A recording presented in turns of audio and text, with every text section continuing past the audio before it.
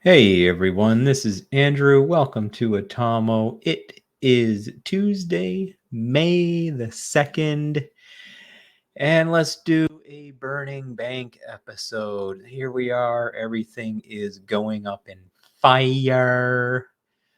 So let's take a look at what might be going on here with the information that First Republic Bank was in trouble, then quickly aspired to no, JP Morgan, you can't buy the bank. Here's all the rules. They open up the scroll and say you can't do it because here are a whole bunch of rules. And I didn't get into the rules because Jamie Dimon of JP Morgan is the king, and the king makes his own rules. So let's take a look at what we got here. All right. And let's bring up this one. All right. Let's jump me over there. So, of course, we start with there's always a Congress critter that seems to be coming out of the woodwork and just finding some opportunity in all the fire and brimstone that's going on. So allegedly, here is a Congress critter that got out of a position in First Republic Bank and put into a position of JP Morgan. So that's something that we have to consider is, well, why do these Congress critters get to insider trade? We've seen a lot of media with Pelosi doing the same thing, but let's get over to our banking crisis. The bingo cards going around. I don't know why this dude must think he's baller if he thinks he's going to get the JP Morgan spot in the middle of the card. Highly doubt it, because here's what is happening. So if we look at dude's bingo card here, and let's pull this thing up. So we saw you got the Silicon Valley Bank there. So what was interesting about Silicon Valley Bank, and if we put this to the factions that are at play, so the New York faction, Federal Reserve, is one team. And on the other side, we have Europe and Davos. Europe and Davos. What banks do Europe and Davos control? So what we're seeing, it's like, the game Battleship where you go, okay, B5, hit, B6, miss, and so on and so forth, where you're firing off salvos and trying to sink the opponent's ships. It's kind of like what we're seeing going on here, except, Jamie Dimon and his New York banks get to fire a salvo, and then that gets returned by Davos. So what were the salvos that were fired? Well, we saw Silicon Valley Bank, and Silicon Valley Bank, I want to make it a kind of a simple, I'm going to give it a simple idea here and not get into a huge amount of unpacks with that, is they were involved, primarily allegedly, it was a pumping ground for possibly cutting money. Like if I were to make an assumption, again, no financial advice here, no medical advice or election fornication or legal advice. So all those advices are not giving here. Just calling this speculation, opinion. This is an opinion piece.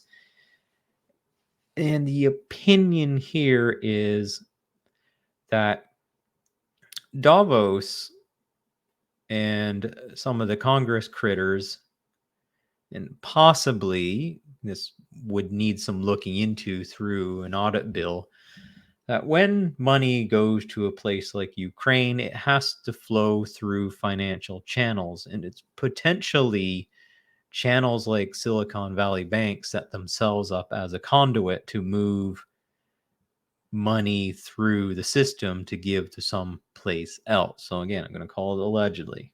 So again, I have to look this up. But this is a part of a potential thesis here. So Silicon Valley Bank was doing all kinds of, they had bad management practices, but also the way that they were moving money and potentially becoming a funding body for the Democrats was a routing point through Silicon Valley Bank. So as Silicon Valley Bank went down, that was a salvo fired from the New York banks. Then we went to Signature Bank, kind of bit of the same example. I think Signature Bank had a crypto footprint as well. And Jerome Powell mentioned this. He says he has no problem with Bitcoin, but he does have a problem with stable coins.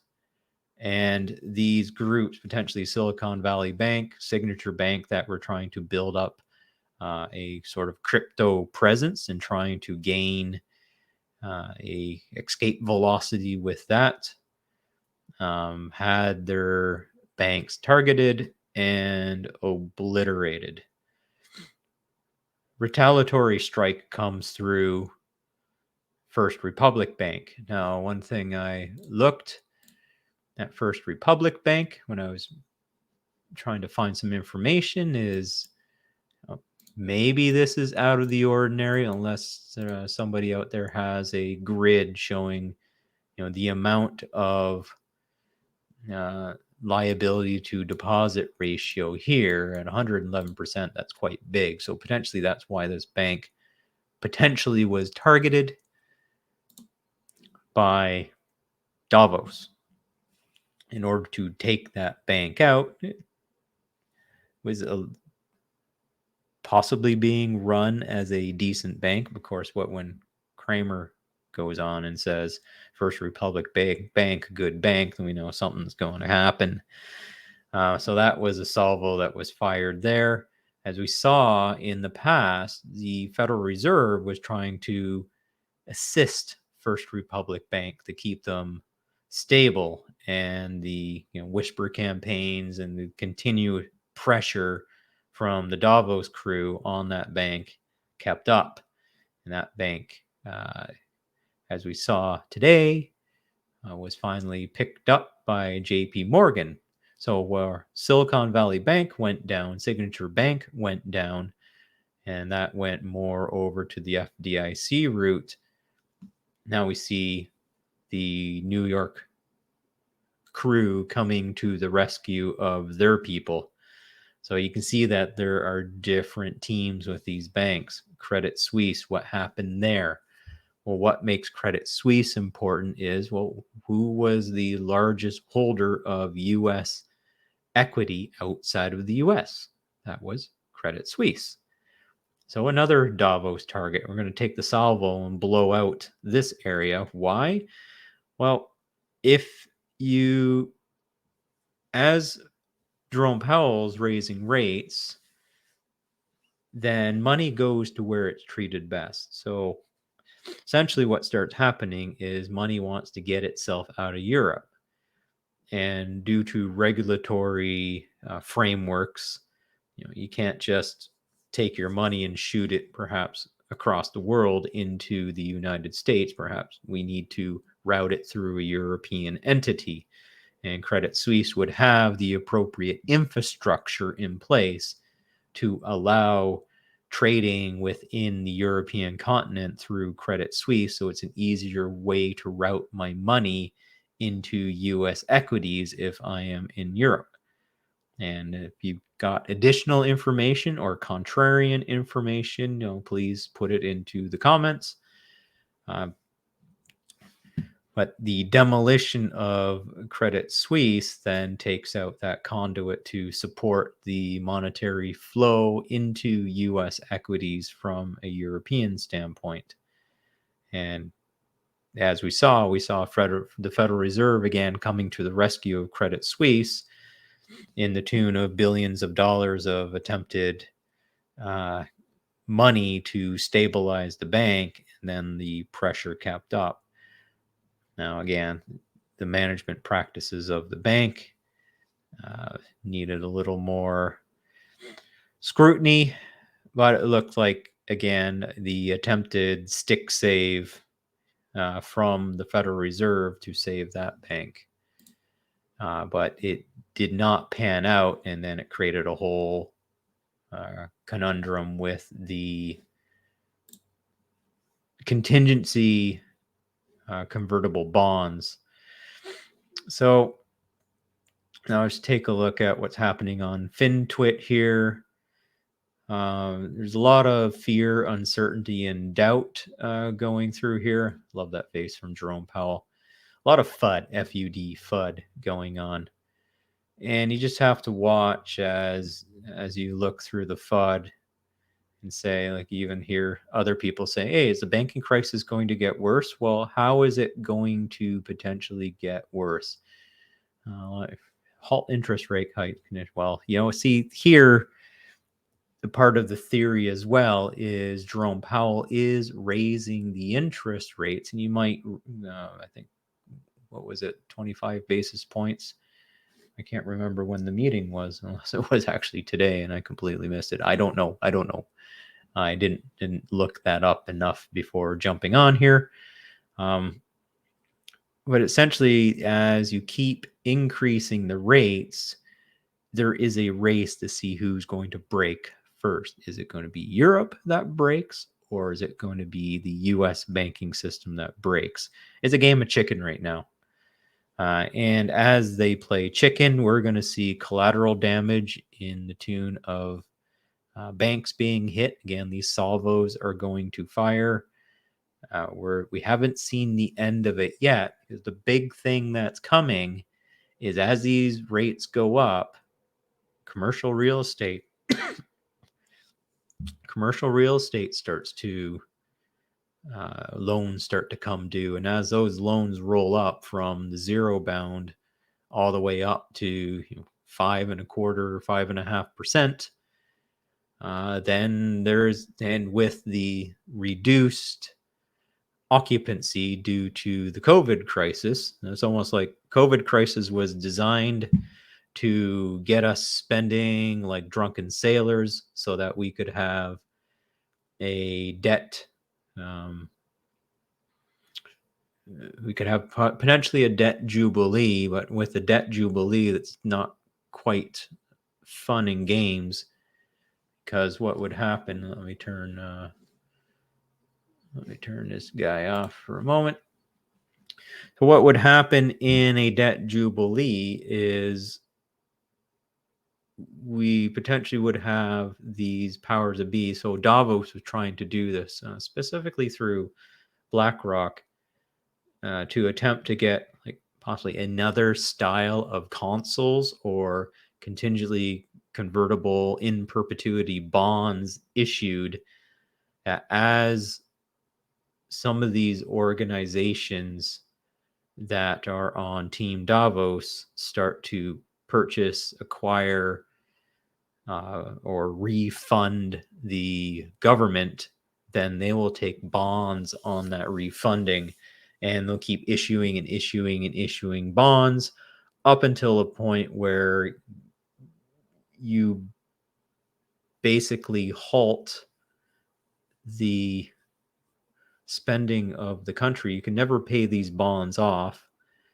So it just means that there's going to be an issuance to the point where it's reminding me of a board game called Imperial.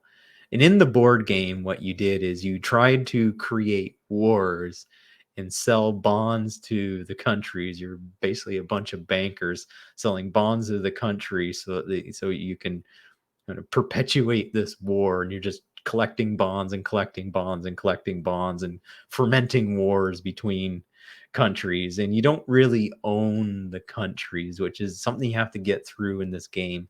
Your factions, you don't own the countries. You're trying to like you can own a country, but for the sake of trying to get that country to go to war with other countries. So you can actually do backroom deals where if I own a country and my opponent owns a country, but we kind of want to team up against a stronger opponent, we can have our country start fighting, and then they can play with our bonds, and we can buy up as the conflict escalates in scope. And that's kind of, I'm using this as a metaphor because it's kind of what I'm seeing here that's going on, especially when we talk about in these bonds that are in perpetuity. It's basically a debt slavery for a nation. So what we're seeing are the early innings of the baseball game. Potentially, again, it can branch out. It's not saying that this is where we're going, unless Jerome Powell gets in, he gets us back down to 2% inflation, gets us back onto stable fiscal policies, and that a government is put into place in 2024 in the USA that actually aligns up with what Jerome Powell is trying to do, because his term is done in 2026. So they got limited time to get this under control and to keep at bay the vandals that are in the executive branch right now. If you look at that executive branch, how are they pro-American? Look at the record. Look at just the absolute disrespect and destruction that this political class is doing right now. And for those in the United States and collective West in general, if you want this to keep going, if you want to be worse off than perhaps the Soviet Union back in, the 50s, just keep going down this path. There's going to be nothing left. You think, oh, well, I can't have what I want to have, so I'm going to make sure that everything else burns in righteous fire because I can't get what I want. Well, for the people who have what they want, you better start to pay attention to what's happening. Vote when you have local municipal elections. Find the buggers that are trying to mess up the system using the new realms of power, especially green groups that want to basically get rid of all your industrial base in your local area. Then you got a problem there, because the only way the green technology is going to carry us into the future is if we got underlying technologies underneath it, creating like a base to the system. We just can't go and eviscerate that base and think, oh, we're just going to achieve the green energy outputs. So warning on that, if you see kind of those turkeys pushing a green agenda and saying, let's get rid of all this dirty industrial base. Well, that's basically your tax base for your area and jobs. So if you get rid of that, what are you going to replace it with? Basically, you're going to have nothing, and well, that's just a recipe for unrest. So that's not what we want. No miracles happening there, but pay attention. Pay attention. This stuff's going to get you. So that's what I got for you today. Pay attention and keep your wits about you.